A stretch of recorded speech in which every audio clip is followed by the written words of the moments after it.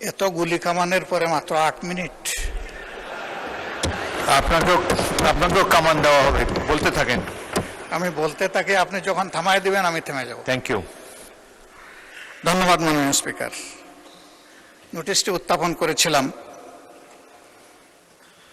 জনস্বার্থে। বক্তব্য সবাই যখন দেয় জনস্বার্থেই দেয়। আমরা বিরোধী দলের পক্ষ থেকে পর্যন্ত 4 জন কথা বলেছেন, বা 5 জন আমি এখন বলছি। আমার মূল বক্তব্যে যাওয়ার আগে মাননীয় সংসদ সদস্য এবং স্বরাষ্ট্রমন্ত্রী খুব চমৎকার কিছু কথা বলেছেন, এগুলো একটু স্মরণ করতে চাই আমি। উনি বলেছেন যে shareholder is shareholder. সে কিভাবে শেয়ার হোল্ডার হয়েছে এটা পরে দেখা যাবে। এটা পরে কেন? এটা তো আগেই এক্সপোজ হয়ে গেছে। সারা দুনিয়া জানে, উনি জানেন না। উনার মতো একজন বিজ্ঞ মানুষ আমি এটা বিশ্বাস করি না। এই ব্যাংক থেকে উনি একা নিয়েছেন তার নিজের নামেই 82,000 কোটি টাকা, আর তার সমুদয় শেয়ার যেগুলা তিনি কিনেছেন 82% মালিক হয়ে গিয়েছেন, এগুলার মূল্য হচ্ছে মাত্র 12,000 কোটি টাকা। অর্থাৎ তিনি কই তেল দিয়ে শুধু কই বাঁচেন নাই, কইও বাঁচছেন, শোল মাছও বাঁচছেন, এবং সবগুলা ব্যাংক থেকে ডাকাতি করা টাকা। সেই শেয়ারগুলা কিভাবে হস্তান্তর হয়েছে তিনি একটা প্রতিষ্ঠানের নাম এখানে বলেছেন, সবগুলা বলে দিলে ভালো হইতো। এই ধরনের সকল শেয়ার হোল্ডারের উপরে বিশেষ একটা এজেন্সির মাধ্যমে প্রচন্ড চাপ ক্রিয়েট করে তাদেরকে বাধ্য করা হয়েছে তাদের শেয়ার হস্তান্তর করতে। এরা তো হস্তান্তরের জন্য এই শেয়ারগুলা কিনে, তারা যুগ যুগ ধরে এই ব্যাংকের সাথে ছিল এবং যথারীতি এই ব্যাংক সবাইকে স্যাটিসফ্যাক্টরি সার্ভিস দিয়ে চলছিল, ডিভিডেন্ড দিয়ে চলছিল। একটা মাত্র ব্যাংক, যে ব্যাংক তারল্য সংকটে অন্য ব্যাংকেও হেল্প করত, এইভাবে ব্যাংকটা ডাকাতি করে আজকে এটাকে একদম দেউলিয়া করা হয়েছে। এটা করেছে ফ্যাসিস্ট সরকার। উনি কর্মচারীদের নিয়োগের ব্যাপারে কথা বলেছেন। 10,000 কর্মচারীকে নিয়োগ দেওয়া হয়েছে, সামান্য কোনো নিয়ম নীতি মানা হয়নি, পত্রিকায় একটা বিজ্ঞপ্তি দেওয়া হয়নি। এই ব্যাংকের সমস্ত অতীত ট্রেডিশন ব্যাক করে কোনো পরীক্ষা ছাড়াই তাদেরকে নিয়োগ দেওয়া হয়েছে। একটা কাগজে কেউ না কেউ সই করে দিয়েছে, এইটাই তার নিয়োগ লেটার। মাননীয় বিরোধী দলের নেতা, আপনি ভালোই বলছেন, কিছুটা অস্পষ্টতা আমার কাছে মনে হয় যে তিনি বলতে কাকে আপনি মিন করছেন, আর যেই আমলে এভাবে নিয়োগে বৈষম্য করা হয়েছে, অবৈধভাবে নিয়োগ দেওয়া হয়েছে, সেটা কি ফ্যাসিস্ট আমলে নাকি ইন্টারিম সরকারের আমলে? ক্লিয়ার করে বললে সবাই উপকৃত হবে। জি জি, এটা ফ্যাসিস্ট আমলে, কিন্তু সালাউদ্দিন সাহেব একটা অংশ এনেছেন আর একটা অংশ আনেন নাই।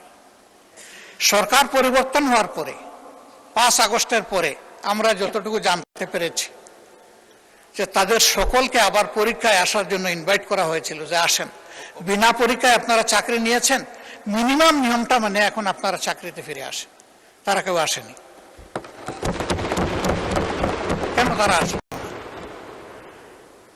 এরপরে এই ব্যাংকটা 1983 সালের নভেম্বরে 3টা শাখা দিয়ে বাংলাদেশে তার কার্যক্রম শুরু করে। ঢাকার লোকাল ব্রাঞ্চ মতিঝিলে, আগ্রাবাদ, চিটাগাং, সিলেট, তালতলা। পর্যায়ক্রমে তাদের সততা, দক্ষতা, আমানতদারি এবং গ্রাহকদের প্রতি তাদের সেবার মান, এগুলার কারণে অনন্য উচ্চতায় এই ব্যাংকটা চলে যায়। তিনি যে সমস্ত অভিযোগ আনলেন, যে কোনো একটা দলের দিকে ইঙ্গিত করে, একেবারে নাম বলে দিলেই পারতেন জামাত ইসলামী। তিনি বলছেন যে মাঝে মাঝে নেকাব খুলা ভালো, এটাও খুলে দিতেন। এখানে নেকাব রাখলেন কেন উনি? যে এখান থেকে 700 টাকার একটা কি জানি 700 কোটি টাকার লোন কে নিয়েছে, এইটা কোনো একটা দলের নির্বাচনী ফান্ডে ফান্ডিং করা হয়েছে। আমি এটা পরিষ্কার জানতে চাই, উনি জামাতকে এটার দ্বারা মিন করেছেন কিনা। যদি উনি মিন করে থাকেন, I am taking absolute challenge.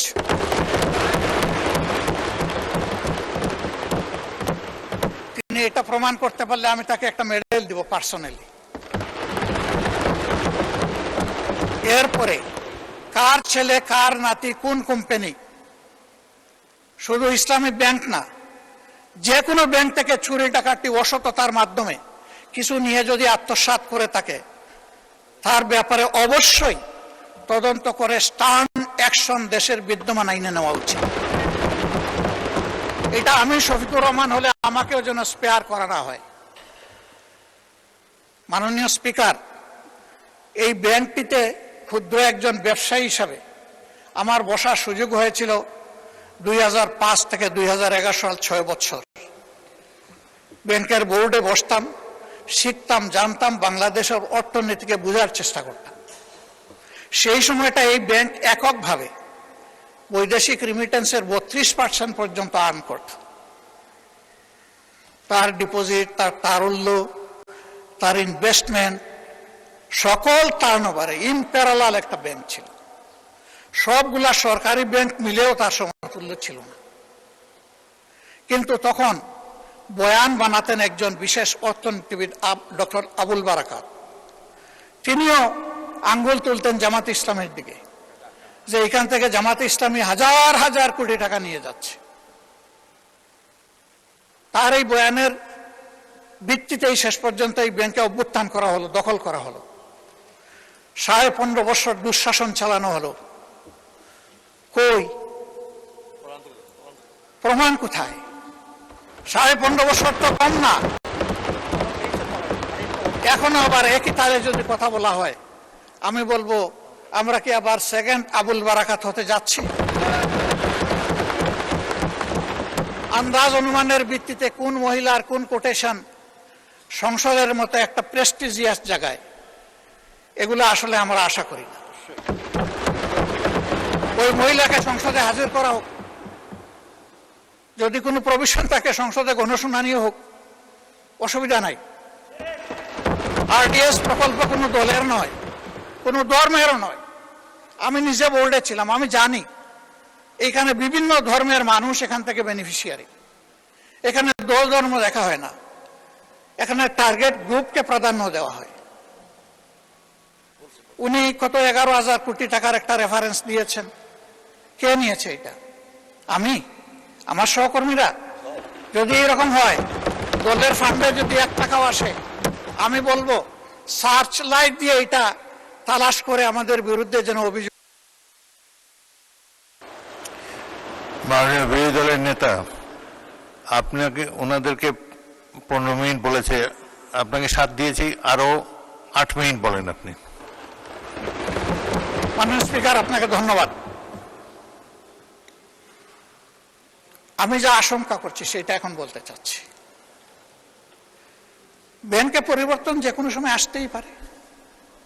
ব্যাংকের স্বার্থে আসতে হবে, গ্রাহকের স্বার্থে আসতে হবে, মালিকের স্বার্থে আসতে হবে। আমি এই ব্যাংকের একজন মালিক, আমার 10 টাকা মূল্যের একটা শেয়ার আছে। আমি আমার এই শেয়ারের দাবি কখনো ছেড়ে দেব না। আমার এই 10 টাকা মূল্যের শেয়ারের পক্ষে আমি আমার রাইট ধরে রাখার জন্য, এস্টাবলিশ করার জন্য যা করা দরকার তাই আমাকে করতে হবে। আমি তার রাজনৈতিক পরিচয় করব না, আমি করব এই ব্যাংকের একজন গ্রাহক হিসাবে, একজন মালিক হিসাবে। এইভাবে রাজনৈতিক পরিচয় থাকা কোনো দোষের বিষয় নয়। আর এই ব্যাংকের গ্রাহক শুধু জামাত ইসলামের মানুষরাই নয়, এই ব্যাংকের গ্রাহক বিএনপির বহু লোক আছেন, আমার পরিচিত অনেক লোক আছে, অন্যান্য দলের আছে, অন্যান্য ধর্মের আছে। এটা সকলের ব্যাংক। এই ব্যাংক একক কারণ, ওই ব্যাংকের গায়ে লেখা নাই যে এই ব্যাংক এরাই শুধু সুবিধা নেবে বাকিরা পারবে না, এরাই শুধু গ্রাহক হতে পারবে বাকিরা পারবে না, এই ধরনের কিছু লেখা নাই। এগুলো হলো বানায়ট বয়ান। ব্যাংকটাকে ধ্বংস করেছেন শেখ হাসিনা এস আলমকে তার হাতিয়ার হিসেবে ব্যবহার করে। আমরা এখন স্পষ্টত দেখতে পাচ্ছি সেই এস আলমকে আবার ফিরে আসার পথ করে দেখাচ্ছে। এর প্রমাণ এই যে ডেপুটি গভর্নর বাংলাদেশ ব্যাংকের সাবেক, তিনি রংপুরের রিজিওনাল ম্যানেজার থাকা অবস্থায়, ডিরেক্টর থাকা অবস্থায় অনিয়মের 52 লাখ টাকার অভিযোগ তার বিরুদ্ধে প্রমাণিত হয়েছে, তাকে তখন শাস্তি দেওয়া হয়েছে। আর 5 আগস্টের পর তিনি স্বৈরাচারের দূষর এবং দুষ্কৃতকারী হওয়ার কারণে তিনি শেষ পর্যন্ত এখান থেকে বাধ্য হয়েছেন চলে যেতে। সেই লোকটাকে এনে এখানে বসানো হলো। তিনি যখন ডেপুটি গভর্নর, তখন এস আলমের সকল অপকর্মের তিনি ছিলেন সহযোগী, এবং সেই হিসাবে তিনি একটা প্রাইজ পেয়েছিলেন। তার স্ত্রীর নামে ভুয়া কোনো প্রতিষ্ঠানের অস্তিত্ব নেই, সেখানে 3.5 কোটি টাকা এক্সিম ব্যাংক থেকে গিফট লোন দেওয়া হয়েছে তাকে। তিনি অসৎ। সেই লোকটাকে এনে একটা বিধ্বস্ত সরকার অবশ্যই সবকিছু চালাবেন, ক্রেডিট হলেও সরকারের, ডিসক্রেডিট হলেও সরকারের, কিন্তু জনগণের পারসেপশনটা কি এই ব্যাংক নিয়ে, এটা অবশ্যই সরকারকে বিবেচনায় নিতে হবে। আমি মনে করি সরকার বিবেচনায় নিলে দেশ লাভবান হবে, জাতি লাভবান হবে। ইসলামী ব্যাংক কোনো কারণে যদি আরো ক্ষতিগ্রস্ত হয়, আমি ব্যক্তিগতভাবে মনে করি বাংলাদেশের অর্থনীতি মাটির সাথে বসে যাবে। আস্থার এটি একটা পিরামিড। এই পিরামিড হেলে পড়লে অথবা বিধ্বস্ত হয়ে গেলে ব্যাংকিং ব্যবস্থার উপরেই মানুষের অনাস্থা তৈরি হবে, এবং এই অনাস্থা বাংলাদেশের জন্য কোনো ভালো বার্তা বয়ে আনবে না।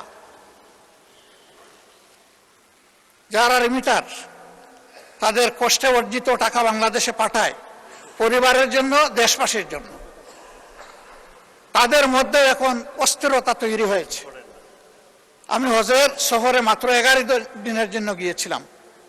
সেখানে এই ব্যাপারে অনেকের উদ্বেগ, সরাসরি প্রশ্ন শোনার সুযোগ পেয়েছি। এতে দেশের অর্থনীতি ক্ষতিগ্রস্ত হবে।